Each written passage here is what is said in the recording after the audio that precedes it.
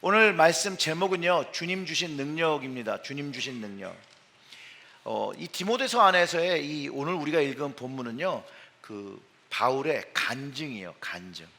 바울이 어떻게 주님을 통해서 변화되었다라고 하고 있는 그런 간증의 부분인데, 그가 주님의 능력을 경험함으로 인해서 새로운 삶과 영원한 삶의 경험을 했고, 그 힘이 자기를 계속해서 이끌어가는 힘이 되었다라고 고백하는 것이에요.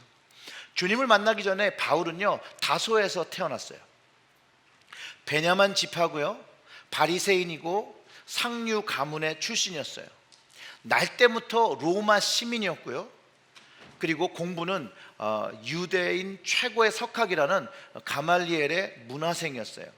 그러니까 유대 그 공동체 안에서는 그 엘리트였던 거죠. 엘리트. 아주 그 잘 나가시는 분. 요즘 말로는 잘 나가시는 분을 뭐라고 그러는지 아세요? 저도 요즘 배웠는데 인싸랍니다. 인싸. 인사이더. 그러면 잘 못 나가시는 몸은 뭐예요? 아싸. 아싸. 실제로는요, 그가 정말로 남 부러울 것이 없었고요, 자기 신념에 아주 불이 타는 사람이었어요. 그래서 자기가 옳다고 생각했기 때문에 사람들을, 예수 믿는 사람들을 핍박하고 그들을 잡아서 벌을 주려고 했던 그런 사람이었는데, 오늘 본문을 보면 그가 자신을 괴수 중에, 죄인 중에 괴수라고 부르고 있다는 거예요. 죄인 중에 괴수. 그가 어떻게 바뀌었을까요? 정말로 그렇게 그리스도인들을 핍박하는데 앞장서던 사람이었는데 어떻게 이렇게 갑자기 이렇게 변하게 될 수 있을까? 오늘 그 디모데전서 1장 15절의 말씀 한번 같이 읽어보겠습니다. 미쁘다 모든 사람이 받을 만한 이 말이여, 그리스도 예수께서 죄인을 구원하시려고 세상에 임하셨도다 하였도다.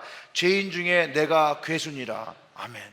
도대체 유대 사회에서 촉망받던 이 바울이 도대체 경험한 게 무엇이기 때문에 자기를 죄인 중에 괴수라고 고백하고, 그가 싫어하고 자기가 핍박하려고 했던 그 예수님이 이제는 미쁘다 모든 사람이 받을 만한 이 말이요, 그리스도 예수께서 죄인을 구하시려고 세상을 임하셨도다. 그리고 그 죄인 중에 괴수인 나를 어떻게 했다는 거예요? 구원하셨다는 이야기를 고백하고 있다는 거예요.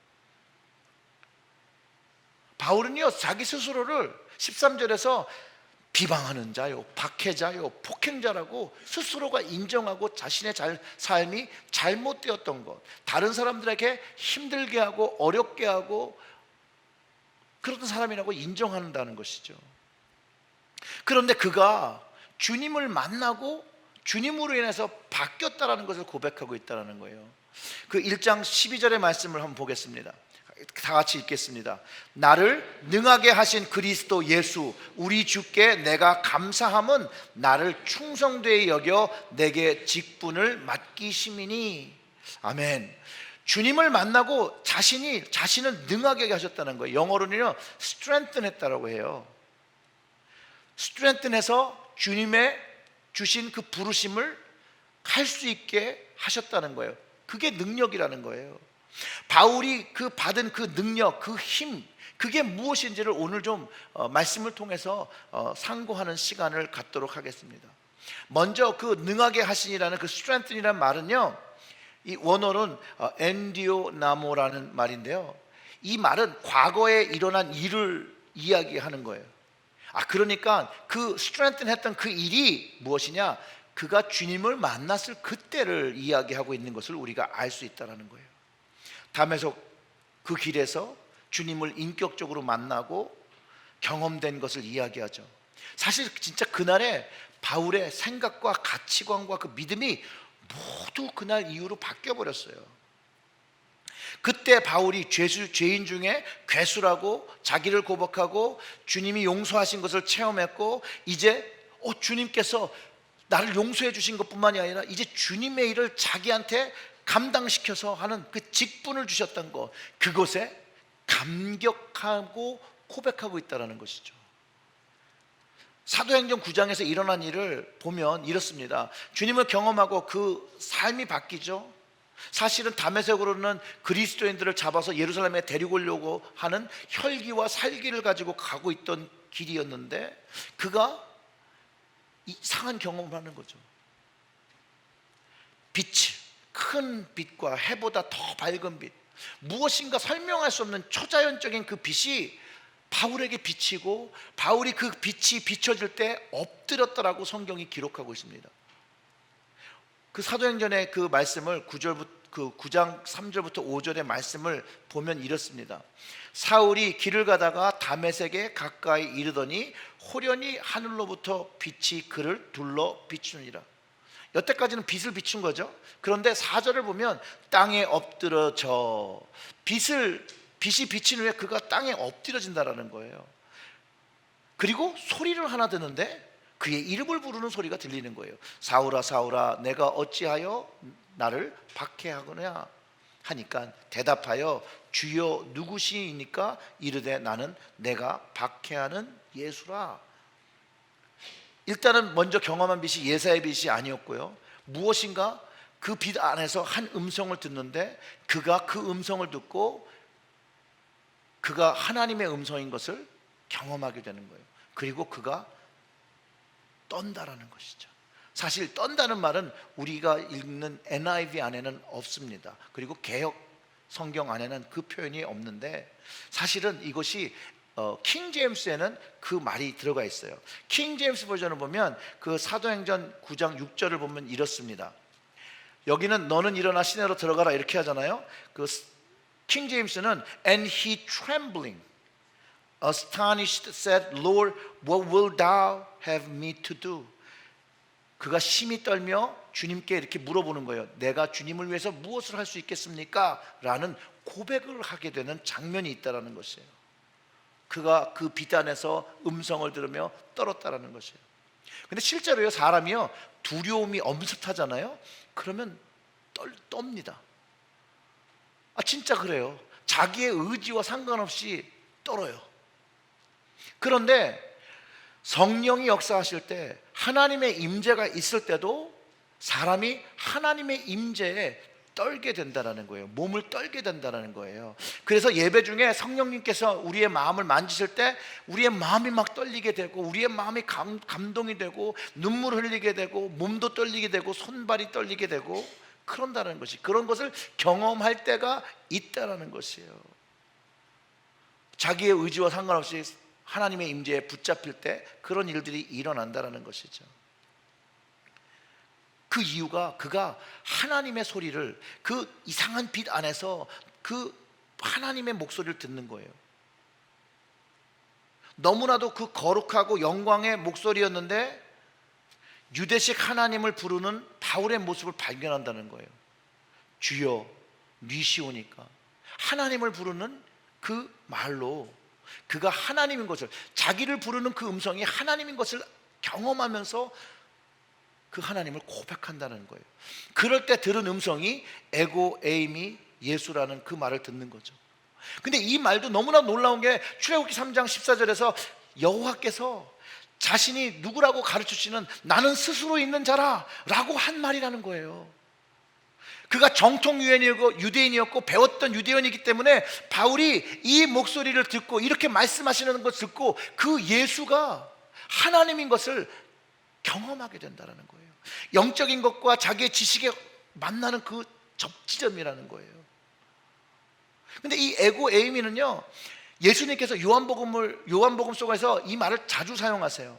나는 길이요 진리요 생명이요 라고 할 때도 거기에 에고 에이미가 있고요. 나는 참 포도나무라 나는 부활이요 생명이요 나는 빛이라고 할 때도 에고 에이미란 말이 들어있는데 이 말은 성령의 감동이 없을 때 유대인들이 어떻게 반응했냐면 반발했어요. 왜냐하면 예수님을 막 죽이려고 그 마음에 분을 품었어요. 그 이유가 뭐냐면 이 말 자체가 하나님께서 자신을 스스로를 설명하신 그 말 나는 스스로 있는 자라고 할 때 사용했던 말이었기 때문에 그것이 예수님이 사용하신 것이 불경하다고 죽이려고 했던 것이에요. 근데 동일한 말이요 성령에 사로잡히고 주님의 역사 안에 들어오니까 그 말씀하시는 이가 하나님인 것을 바울이 깨닫게 된다는 거예요. 그리고 자신이 그 하나님이 누구이냐고 물어보았을 때 예수인 것을 가르쳐주고 예수가 하나님이었다는 것을 알게 된다는 거예요. 그 주님의 임재 안에서 바울이 몸과 생각이 모두 반응하기 시작했다는 것이죠. 사도행전을 여러분들 읽어보시면 이 이야기가 계속해서 반복되는 것을 경험할 수 있습니다. 그리고 주님은 사울에게 사명을 주세요. 주님의 강권적인 그런 선택이었죠. 예수님을 만남으로 강권적인 그 부르심을 받습니다. 그러면서 일어나서 성으로 들어가라고 하고 주님께서 준비하신 이가 있다는 거예요. 그 부르심을 주님이 직접 얘기해 주시면 되는데 또 사람을 하나 준비해서 듣게 하였다라는 거예요. 여기에도 하나님의 놀라운 은혜가 담겨 있는데 이건 나중에 시간이 되면 나누기로 하고요. 그리고 그가 이제 일어나서 눈을 떠서 보려고 하니까 눈이 안 보여요. 빛을 분명히 보았던 그가 이제는 더 이상 볼 수 없는 눈이 돼요. 그가 경험한 그 영적인 경험이 그에게 육체의 변화와 영적인 변화를 일으켰고 이제 그를 더 변화시켜가는 그 시작점이 되었다는 것이에요. 저는 개인적으로 이 시간이 철저하게 이 바울이 자기의 과거를 돌아보며 하나님 앞에 얼마나 그가 잘못된 인생을 살아왔는지를 철저하게 고백하는 그런 시간이 되었을 거라는 거예요.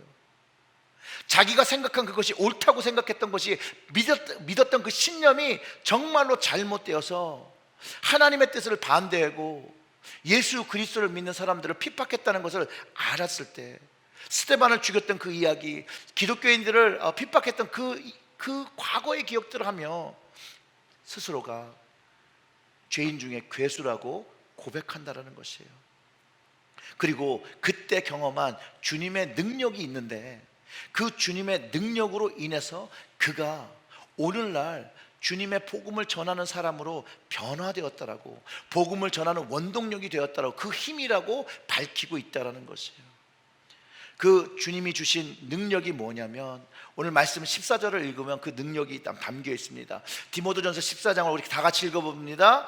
우리 주의 은혜가 그리스도 예수 안에 있는 믿음과 사랑과 함께 넘치도록 풍성하였도다. 그가 받은 능력이 뭐냐면요, 은혜였어요. 은혜로 인해서 바울은 힘을 얻기 시작했어요. 은혜를 경험하면서 예수 안에 있는 믿음으로 새롭게 변화하기 시작했어요. 예수 은혜 안에서 사랑이 경험되어지고 새롭게 그가 주님을, 하나님을 알아가기 시작했어요. 그 경험, 그 은혜가 바울을 변화시키는 힘이었고 저를 변화시켜줬던 힘이었고 여러분들을 변화시키는 힘이라고 성경이 가르쳐주고 있고 여러분들이 경험한 그것이라는 것이에요.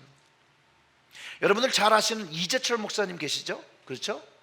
그분이 교회를 다니나 예수님을 잘 모를 때 이를 회상하며 고백한 그분의 또 짧은 간증인데 이렇습니다. 그가 아내의 일기를 몰래 훔쳐봤다는 거예요. 그리고 그 아내의 노트를 이렇게 그 책에다가 인용했어요. 아내의 노트에 나는 오늘도 버스를 타고 수유리 너머로 갔다.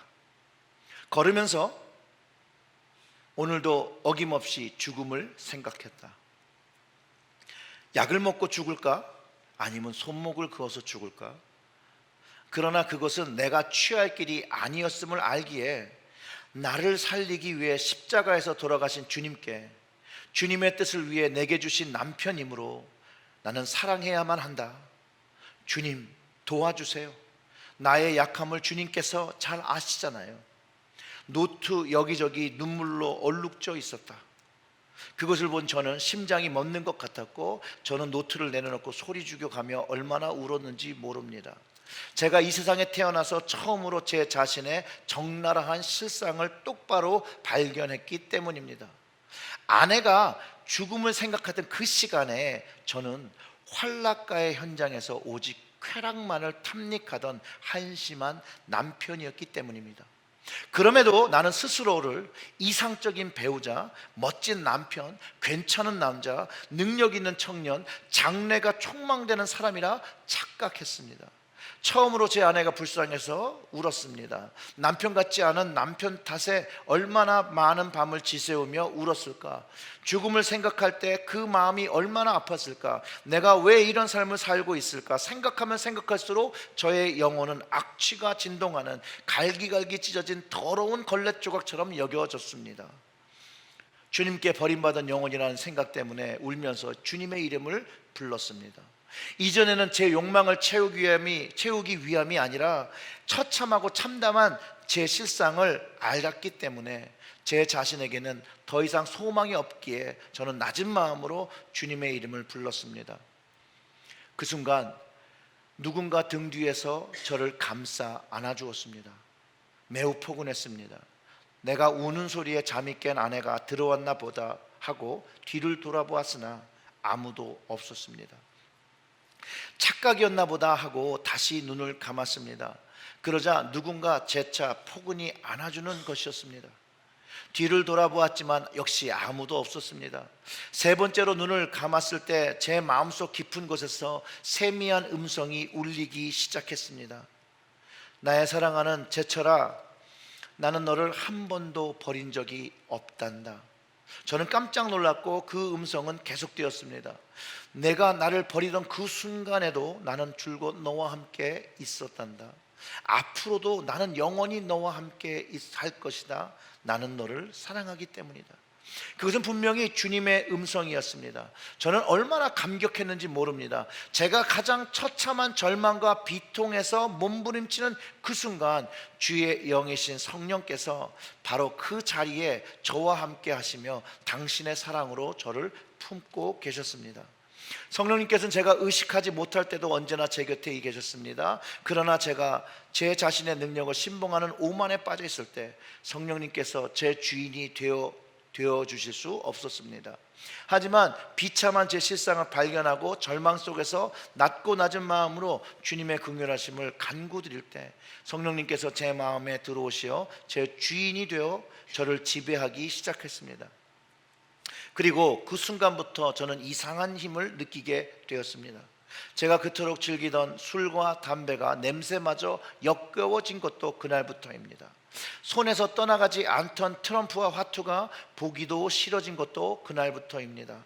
친구들과 동료들과 그리고 사랑하는 가족들이 저더러 변했다라고 말하기 시작한 것도 그날부터였고, 제 가정과 일터가 진리 위에 바로 서기 시작한 것도 바로 그날부터였다라고 고백하고, 그 이후로 만 8년 3개월 뒤에 나는 목사가 되어 주를 위해 살았다라고 고백합니다. 이재철 목사님이 경험하신 것 바로 주님의 그 은혜의 능력을 경험한 것입니다. 그리스도를 인격적으로 만났고 그분의 삶은 주님 보시기에 합당하지 못하다라고 스스로가 생각했으나 주님께서 그를 오래 참으시고 긍휼히 여겨주셔서 은혜를 경험하게 되었다라는 거예요. 그리고 그 안에, 은혜 안에서 믿음과 사랑이 깊어지고 그 은혜의 능력으로 예수님께서 주신 그 목회자의 직분을 잘 감당하고, 여러분들이 잘 아시는 것처럼 한국에서 존경받는 목회자로 지금은 은퇴해서 고창에 계시다고 그러더라고요. 고창에서 그 여생을 보내고 계십니다. 사랑하는 성도 여러분, 주님의 은혜는요 바울만 변하게 하는 그런 능력이 아닙니다. 주님의 은혜는요 모든 사람을 변화하는 능력입니다. 모든 그리스도인들은 주님을 만나게 하면 고백하는 고백입니다. 주님을 알게 되면서 하는 고백, 내가 할 수 없음을 깨닫고 나를 그리스도인 되게 하시고 하나님의 자녀 되게 하시는 그분께 내 인생을 맡기며 주라 고백하며 살아갈 때 우리는 그 그리스도의 은혜, 주님께서 주신 그 능력, 은혜를 경험하게 된다는 거예요. 주님의 은혜는요 저와 여러분을 변화하는 능력입니다. 아멘. 근데 이 주님의 은혜가 오늘도 우리에게 여전히 열려 있다라는 거예요. 영어로 하면 이게 좀 더 쉬워요. The grace of the Lord is available for you right now. 하나님의 은혜가 지금 나에게 available 하다라는 거예요. 사랑하는 성도 여러분, 이 available한 주님의 은혜를 구하시기를 주님의 이름으로 축원합니다. 구할 때 경험되는 것입니다. 이 은혜를 사모하며 구할 때 경험되는 것입니다. 그 구하는 것의 응답을 우리는 어디서 배울 수 있냐면, 요즘 우리가 묵상하는 시편 107편 9절의 말씀처럼 그가 사모하는 영혼에게 만족을 주시며 줄인 영혼에게 좋은 것으로 채워 주심이로다. 아멘. 이게 누구의 고백이냐면요, 이스라엘이 광야의 길에서 그 다시 이스라엘로 돌아오는 여정 속에서 하나님을 부르짖는 것이에요. 광야의 척박함 속에서 하나님께 그 인도하심을 구하며 부르짖을 때 그 모든 것들을 해결해 주시는 그 하나님, 바른 길로 인도하시는 그 하나님의 역사를 경험하고 이렇게 고백해요. 인생에게 행하신 기적으로 말미암아 그를 찬송할지라. 무슨 얘기예요? 하나님께 사모하는 마음으로 간구할 때 하나님께서 우리의 기도에 응답하신다는 거예요. 우리가 은혜를 달라고 구하고 부르짖고 은혜를 사모하며 기도할 때 하나님께서 응답하신다는 것이에요. 그래서 우리의 기도가 응답되는 걸 통해서 하나님께서 살아계신 하나님인 것을 경험하게 된다는 거예요. 우리 예수님께서 살아계시다는 것을 경험하게 된다는 거예요. 우리의 성령님께서 우리와 함께 하신다는 걸 우리가 경험하게 된다는 것이에요. 그래서 제자들이 예수님한테 기도를 어떻게 해요? 라고 물어볼 때 예수님께서 뭐라고 가르쳐 주냐면, 부르짖어라 이렇게 가르쳐 주신 게 아니라 성령을 구하라 이렇게 가르쳐 주세요. 성령이 우리의 기도의 삶에 우리가 그리스도인으로 살아가는데 너무나도 중요하다는 것을 가르쳐 주시는 말씀이에요. 은혜를 구하는 기도에 반드시 성령을 구하는 기도가 있어야 된다는 것이에요. 주님의 은혜를 경험하고 싶으신 분들은요, 성령을 사모하는 마음으로 구하실 때 성령의 역사와 기도의 응답과 은혜의 경험을 하게 된다는 걸 여러분 믿으시기를 주님의 이름으로 축원합니다. 그렇게 되고 성령님께서 내 인생 속에 오시면 로마서 8장 26절과 27절의 말씀처럼 이런 일들이 일어나는 거예요. 이와 같이 성령도 우리의 연약함을 도우시나니 우리는 마땅히 기도할 바를 알지 못하나 오직 성령이 말할 수 없는 탄식으로 우리를 위하여 친히 간구하시니라. 이게 우리라고 하니까 내 얘기 같지 않을 것 같아서 제가 다시 읽을게요. 이와 같이 성령도 나의 연약함을 도우시나니 나는 마땅히 기도할 바를 알지 못하나 오직 성령이 말할 수 없는 탄식으로 나를 위하여 친히 간구하시느니라. 마음을 살피시는 이가 성령의 생각을 아시나니 이는 성령이 하나님의 뜻대로 나를 위하여 간구하심이라. 아멘. 그 성령님께서 우리 모두를 위해서 간구하고 계시다는 거예요.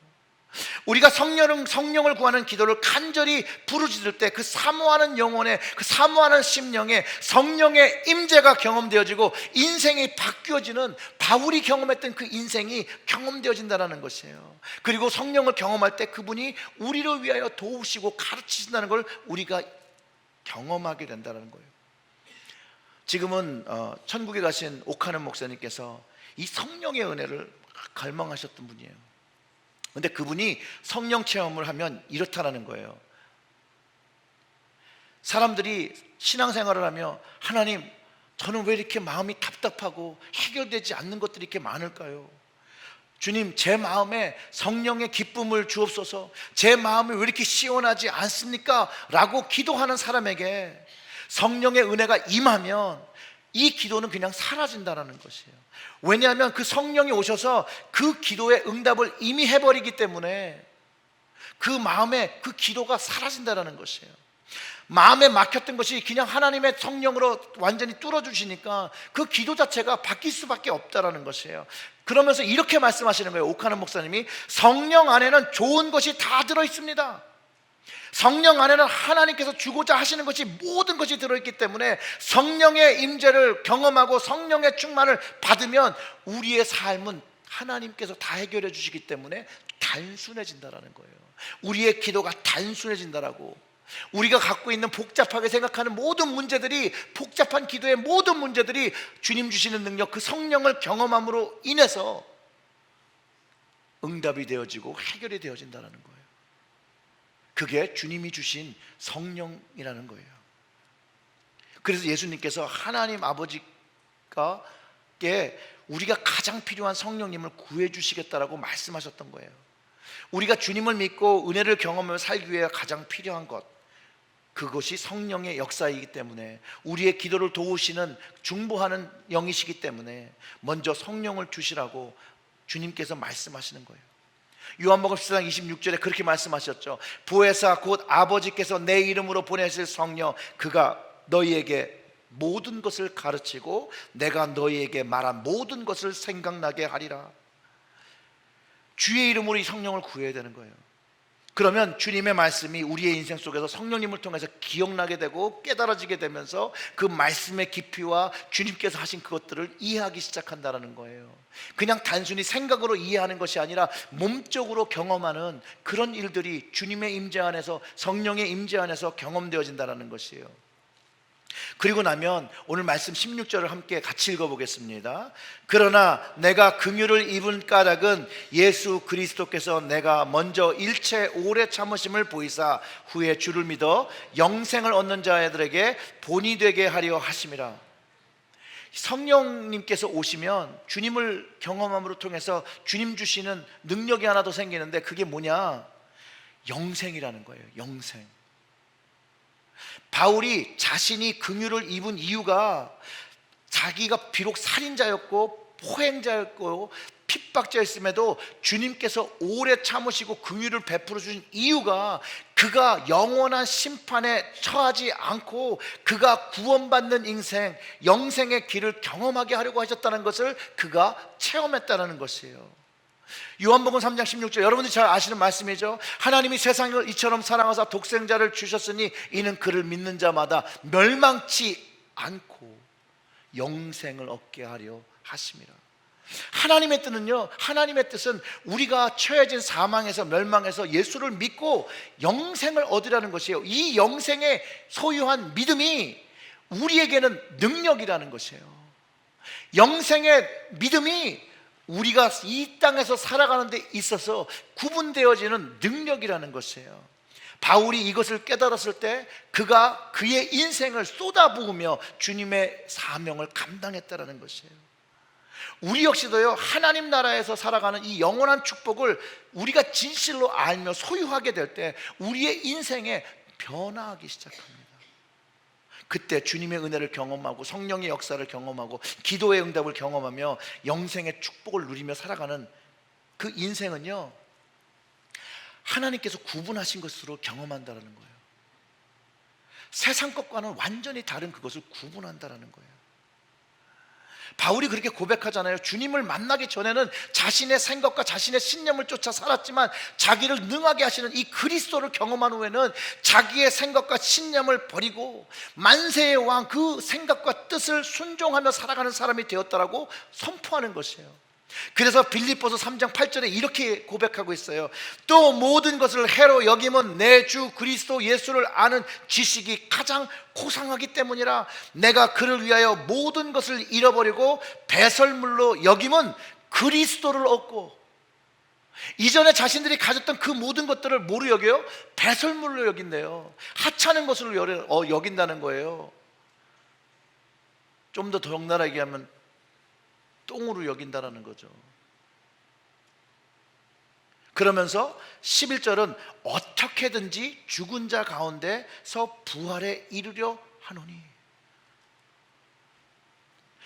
예수 그리스도 안에 있는 이 영생의 능력, 이 능력에, 이 부활의 능력에 자신이 참여하게 됐다는 것이 그의 인생을 바꾸는 힘이 되었다는 거예요. 여러분들이 한번 사도행전을 묵상해 보세요. 실제로 바울은요, 하나님을 만나면서 하나님의 뜻을 따라 살기 위해서 자신의 생명에 위협이 있는 장소랄지라도 들어가요. 죽을 만큼 마저도 또 복음을 전해요. 태장을 그렇게 3번 맞았는데도 또 복음을 전해요. 자신이 가면 맞아 죽을 걸 알면서도 예루살렘을 가요. 다른 형제들이 가지 말라고 울면서 기도할 때도 그 성령님의 뜻을 쫓아서 가요. 왜 갔을까요, 여러분? 그는요, 이 영생의 능력이라는 것을 너무나도 잘 아는 사람이었어요. 그렇기 때문에 그 길을 걸어갈 수 있는 거예요. 다시 그 매를 맞는 자리로 들어갈 수 있는 것이에요. 복음은, 주님께서 주신 이 능력은요, 우리의 인생을 바꾸고도 충분해요. 근데 질문하실 수 있잖아요. 근데 왜 우리는 이렇게 안 바뀔까요? 이유는 한 가지입니다. 우리가 완전히 그 안에 거하지 못하는 거죠. 하나님이 주신 그 자리에 우리가 완전히 다 못 들어가는 거예요. 반만 걸쳐 있는지도 몰라요. 반만 경험하는지도 몰라요. 이렇게 생각해 보세요. 무더운 날에 너무 더워서 네 목마름과 갈증과 이런 걸 다 해결하고 싶어서 에어컨이 시원하게 틀어진 방에 들어가고 싶은데 문 앞에서 반만 딱 끼인 거예요. 그럼 한쪽만 시원하겠죠. 한쪽은 여전히 덥고요. 그러면 여전히 한쪽의 더움으로 짜증내겠죠. 그런 인생을 우리가 살고 있는지도 모릅니다. 사랑하는 성도 여러분, 주님께서 주신 능력은 우리가 이 땅에서 누리고 있는 것을 넘어선 놀라운 능력이에요. 인생을 바꾸는 능력이에요. 영원한 삶을 갖는 능력이에요. 이 능력을 여러분 가지시고 여러분 삶 속에서 오늘도 살아계신 하나님, 여러분 죽어서 만나는 하나님을 믿는 게 아니에요. 우리는 오늘도 살아계셔서 성령을 통해서 나에게 말씀하시는 그 하나님을 믿고 사는 거예요. 그 하나님을 경험하고 살아가시기를 주님의 이름으로 축원합니다.